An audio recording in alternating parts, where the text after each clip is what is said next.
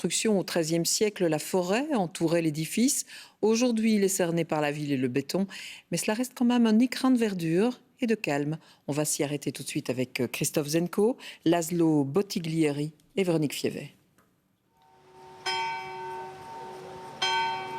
Elle a survécu aux incendies, aux guerres de religion, aux révolutions, à l'urbanisation du quartier. L'abbaye de la Cambre a tout vu, tout vécu. Aujourd'hui, l'abbaye se repose. Ces jardins en espalier emmènent les visiteurs hors du temps. Ces vieux murs rappellent ce que les religieuses étaient venues chercher ici, il y a près de 8 siècles. Cette abbaye cistercienne a été fondée au début du XIIIe siècle. Cela passionne Carlos Ramos. Il a étudié son histoire. C'est une communauté très noble, c'est-à-dire que l'abbaye de la Cambre va de tout temps attirer les jeunes filles des grandes familles belges.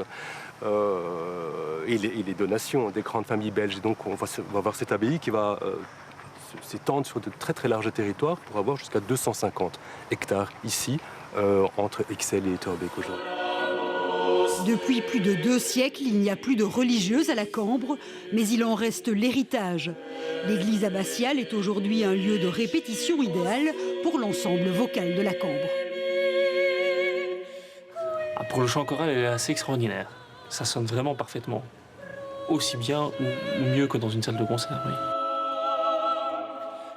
Depuis l'église, il n'y a qu'une seule porte à franchir et l'on se retrouve immédiatement dans le cloître de la Cambre. Pour le moment, Jean Hutkint en est un peu le gardien. Ce lieu où les moniales méditaient autrefois a été lui aussi modifié, restauré à plusieurs reprises. Aujourd'hui, il est fermé, mais devrait sous peu redevenir accessible au public. Il faut savoir que les moniales ont été chassés à la Révolution française. Ces biens ont été vendus. Ça a été occupé de différentes manières. Il y a eu à un certain moment une usine de fabrication de sucre ici. C'était un gymnase. L'église était un gymnase pour les militaires. Une destinée tourmentée pour une petite communauté de religieuses qui, au fil des siècles, avait grandi et beaucoup construit. Alors pour admirer le site, le mieux est encore de prendre un peu de hauteur.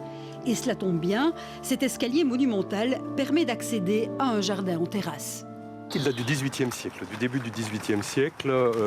Après le dernier incendie qui ravage le site à la fin du XVIIe, on refait tout.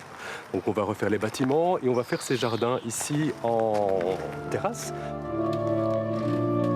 Des jardins qui savent se faire discrets comme un secret que l'on ne partage qu'entre amis.